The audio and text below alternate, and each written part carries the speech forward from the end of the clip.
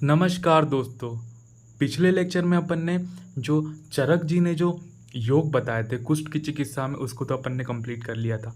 इस लेक्चर में अपन बात करने वाले सुश्रुत जी ने क्या क्या योग माने हैं कि कुष्ठ की चिकित्सा में। तो चलिए दोस्तों स्टार्ट करते हैं। सबसे पहले जो इनने तेल बताए, तुअरक तेल, भल्लातक तेल, लाक्षा आदि तेल, वज्रक तेल, महावज्रक तेल। तो जैसा कि अपन को पता है, जो अपन ने चरक जी में जो पढ़ा था, क्या पढ़ा था अपन ने वहाँ पर, मैंने आपको गोल्ड से रिलेट कराया था, आपको सोने से रिलेट कराया था कि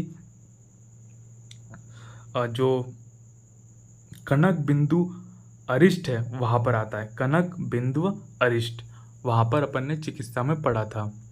यहाँ पर अपन क्या पढ़ रहे हैं, वज्र तेल और महावज्र तेल। तो वहाँ पर सोना आया था और यहाँ पर क्या आ रहा है, हीरा आ रहा है। तो सुश्रुत जी बोल रहे हैं मैं हीरे का यूज़ करूँगा कुष्ठ की चिकित्सा में। तो आपको ये चीज़ अच्छे से याद रखनी है, यहाँ पर वज्र तेल आ रहा है और महावज्र तेल आ रहा है। इसके साथ साथ भल्लातक का भी तेल आ रहा है, क्योंकि कफ का ऐसा कोई भी बंद नहीं है जो भल्लातक ठीक नहीं कर सकता है। तो भल्लातक तेल भी यूज़ करेंगे और तुअरक तेल का भी अपन यहाँ पर यूज़ करेंगे। ठीक है, तो याद रखने का वज्रक तेल और महावज्रक तेल यहाँ पर बहुत इंपॉर्टेंट है। इसके बाद घृत में यहाँ पर जो बता रहे हैं, यहाँ पर नील घृत, महानील घृत, श्वित्र की चिकित्सा में भी इसका यूज़ करेंगे अपन। तो नील घृत और महानील घृत यहाँ पर बता रहे हैं। तो आप इसको ऐसे याद रख सकते इनने, अब मैंने हीरे से तो इसको याद रख दिया। तो जो नीलम होता है, जो नीले कलर का जो हीरा होता है, ऐसा बोल सकते हैं, जो नीलम होता है हीरा या फिर नीलम, इससे आपको याद रख सकते हो इसको कि नील घृत और महानील घृत यहाँ पर बताया है। और महानील घृत जो चरक जी बताते हैं वो पालित्य की चिकित्सा में बताते हैं। पालित्य मतलब बाल का पकना। तो बाल के पकने की चिकित्सा में चरक जी महानील तेल का यूज़ बताते हैं। वहाँ पर तेल बता रहे हैं, वो महानील तेल बता रहे हैं चरक जी। इसके बाद में महाऔषधि।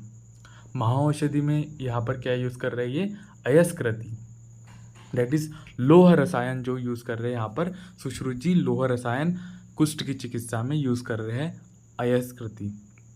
चरक जी उदर रोग में बताते हैं अयस्कृत का यूज़। कहाँ पर बताते हैं, उदर रोग में अयस्कृत बताते हैं। लेकिन सुश्रुत जी यहीं पर बता रहे हैं अयस्कृत का कुष्ठ में।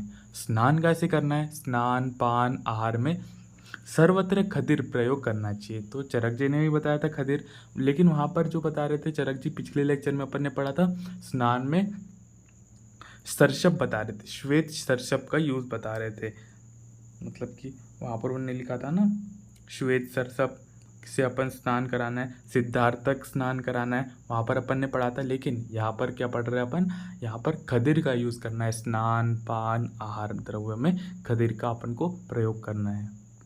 इसके बाद में यव कल्पना कुष्ठ तथा प्रमेय में, मतलब हम उनको डाइट क्या देंगे, वहाँ पर अपन ओट्स का यूज़ करेंगे।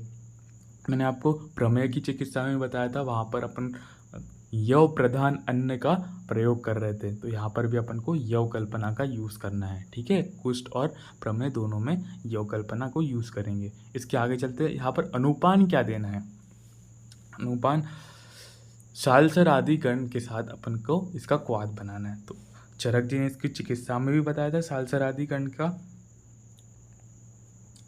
यूज़ बताया था चरक जी ने। तो यहाँ पर जो है वो यहाँ पर अनुपान बता रहे हैं सुश्रुत जी। अनुपान में सालसर आदि गण का क्वाथ यूज़ करेंगे। मणिभद्रावले का रोगाधिकार है कुष्ठ रोग। तो जो भैषज कल्पना में भैषज रत्नावली बताते हैं, मणिभद्रादि अवले का रोग अधिकार है कुष्ठ रोग। मणिभद्रादि अवले काय में यूज़ करेंगे, कुष्ठ रोग में। ठीक है, ये किसने बताया, भैषज रत्नावली जी ने। इसके बाद आगे चलते हैं, श्वित्र जो होता है, श्वित्र कुष्ठ का चिकित्सा सूत्र, ये बहुत इंपॉर्टेंट टॉपिक यहाँ से स्टार्ट हो रहा है। तो जो श्वित्र होता है, अपन इसके बाद में इसके भेद वगैरह भी देखेंगे, इसके बारे में और पढ़ेंगे। सबसे पहले अपन इसका चिकित्सा सूत्र, अपन चरक चिकित्सा पढ़ रहे हैं तो यहाँ पर इसका चिकित्सा सूत्र अपन को अच्छे से देखना है। तो सबसे पहले यहाँ पर अपन इसका चिकित्सा सूत्र देख लेते हैं, वो क्या है। तो श्वित्र कुष्ठ में सबसे पहले संशोधन विशेष रूप से स्त्रंसन कराने के बाद मलपूरस मतलब कि काष्ठ उदुम्बर गुड़ के साथ देना चाहिए। सबसे पहले अपन ने क्या कराना है उसमें संशोधन, वो भी मुख्यतः उसमें क्या कराना है अपन को विरेचन कराना है। विरेचन दैट इज स्त्रंसन अपन को कराना है। सबसे पहले अपन ने उसमें स्त्रंसन करा दिया श्वेत्र के रोगी में। उसके बाद में अपन को मलपूरस किसको बोलते हैं, काष्ठ उदुम्बर को अपन को गुड़ के साथ उसको सेवन कराना है। ठीक है, तो ये बहुत इंपॉर्टेंट है। सबसे पहले अपन को उसमें स्त्रंसन दैट इज शोधन चिकित्सा करनी है। उसके बाद में अपन को उसको काष्ठ उदुम्बर के साथ में मतलब कि गुड़ के साथ में अपन को काष्ठ उदुम्बर का प्रयोग करना है। ठीक है, तो इसके आगे चलते हैं अपन शूद्र में और क्या करना है अपन को। शूद्र कुष्ठ की चिकित्सा में अपन को और क्या दे सकते हैं, खदिर क्वाथ ही श्रेष्ठ शूद्र कुष्ठनाशक है। खदिर का क्वाथ भी अपन यहाँ पर यूज़ कर रहे हैं, तो वहाँ पर भी अपन ने खदिर का बहुत अच्छा यूज़ देखा था। कुष्ठ में भी अपन ने बहुत अच्छा यूज़ देखा है खदिर का। चरक जी भी बहुत अच्छा यूज़ बताते हैं, सुश्रुत जी भी बता रहे हैं। यहाँ पर श्वित्र में भी खदिर के क्वाथ का अपन को यूज़ करना है, और यहाँ पर श्रेष्ठ बताया है। यहाँ पर खदिर का क्वाथ श्रेष्ठ बताया है श्वित्र में। इसके बाद में मनाशिला का लेप करना है। एक्सटर्नल एप्लीकेशन के लिए अपन मनाशिला का चूर्ण बना के उसको एक्सटर्नली अप्लाई करेंगे। इसके बाद में साध्यता, तो ऐसा बताते हैं वाग्भट जी और चरक जी कि पाप क्षीण होने पर श्वित्र जो है वो साध्य हो जाता है। मतलब कि आपने पाप कर्म के कारण भी अपन ने पढ़ा था, जो कुष्ठ रोग होता है पाप कर्म करने से भी होता है। मतलब कि देव गुरुजनों का आदर नहीं करने से, उनका सम्मान नहीं करने से, या फिर पाप कर्म करने से भी ये रोग होता है। तो अगर ये पाप कर्म क्षीण हो गए तो ये जो श्वित्र है वो साध्य हो जाता है। जो असाध्य वाला भी होता वो जो श्वित्र है वो साध्य हो जाएगा। इसके बाद वाग्भट के अनुसार श्वित्र असाध्य हो जाने पर कुष्ठ से भी अधिक वभत्स्य है। मतलब कि बहुत ज़्यादा खतरनाक है। अगर ये जो श्वित्र है बहुत ज़्यादा असाध्यता की ओर चले गया तो ये कुष्ठ से भी खतरनाक चीज़ है, कुष्ठ से भी खतरनाक रोग है अगर ये असाध्यता की ओर चले गया। उसके बाद बहुत इंपॉर्टेंट ये आता है, मूंग और आंवले के नित्य प्रयोग से श्वित्र प्रमेह और मूत्रकृच रोग नहीं होता है। तो जो पेशेंट है अपन को उसको मूंग और आंवले को सजेस्ट करना है, बिकॉज ये श्वित्र प्रमेह और मूत्रकृच रोगी में बहुत हितकारी होता है।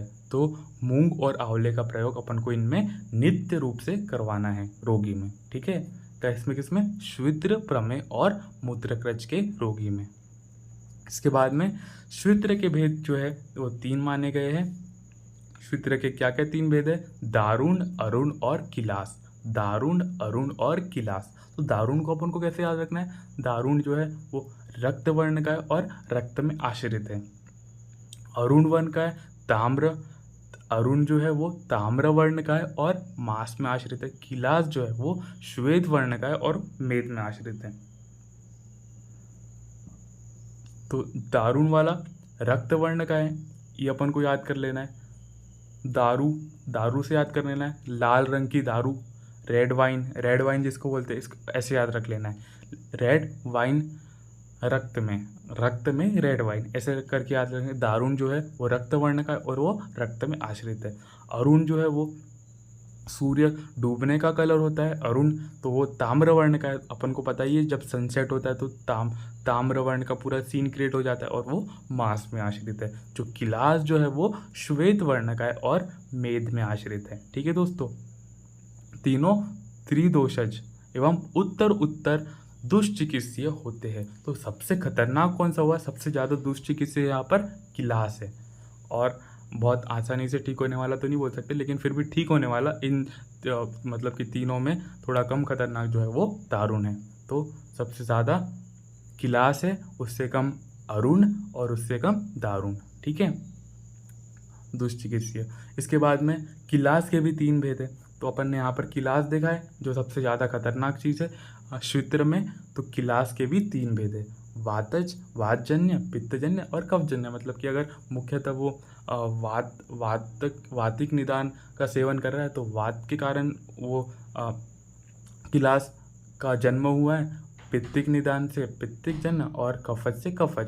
सुश्रुत ने ये बताया है। तो इस सुश्रुत ने बताया है किलास के 3 भेद। इसके बाद में असाध्यता की ओर चलते हैं अपन। कौन सा जो सूत्र होगा वो असाध्य होगा? सबसे पहले जिसमें मंडल परस्पर मिले हुए हो, मतलब कि जो चकत्थे रहेंगे उसके वो साथ साथ में मिले हुए रहेंगे, मतलब कि आपको सेपरेट नहीं दिखेंगे, वो एक गुच्छे में दिखेंगे, झुंड में दिखेंगे, बहुत से मंडल, और उसके जो नंबर्स रहेंगे बहुत ज़्यादा रहेंगे, बहुत ज़्यादा क्वांटिटी में अपन को देखने को मिलेंगे। जिसके बाल लाल हो गए हो, मतलब कि जो रोम होंगे, जो उसके बाल होंगे वो रेडिश कलर के आपको दिखेंगे। जो कई वर्ष में उत्पन्न हुआ हो, है ना, मतलब कि ये अपन को पता है ये चीरकालीन रोग है, क्रोनिक डिसऑर्डर है, बहुत लंबे समय तक के चलेगा, और बहुत लंबे समय से अगर हुआ है तो ये जो असाध्यता की ओर पहुंच चुका है, उसकी चिकित्सा नहीं करनी चाहिए, उसको वैसे ही छोड़ देना चाहिए। ऐसा शीघ्र असाध्य होता है क्योंकि ये असाध्य है, इसकी अपन चिकित्सा नहीं करेंगे। ठीक है दोस्तों, तो एक बार मैं फिर से रिपीट कर देता हूँ। जिसमें बहुत ज़्यादा मंडल है, परस्पर मंडल है और वो मिले हुए हैं, बहुत सारे मंडल है, ठीक है, नंबर्स उनका बहुत ज़्यादा है, उसके जो बाल है वो रेड लाल रंग के हैं, ठीक है, रेड हेयर्स है इसके, ठीक है, जो कई वर्ष से उत्पन्न हुआ है, बहुत लंबे समय से उत्पन्न हुआ है, वो असाध्य है। ठीक है दोस्तों, नेक्स्ट लेक्चर में अपन पढ़ेंगे राजक्षमा की चिकित्सा। आज के लिए इतना ही, धन्यवाद।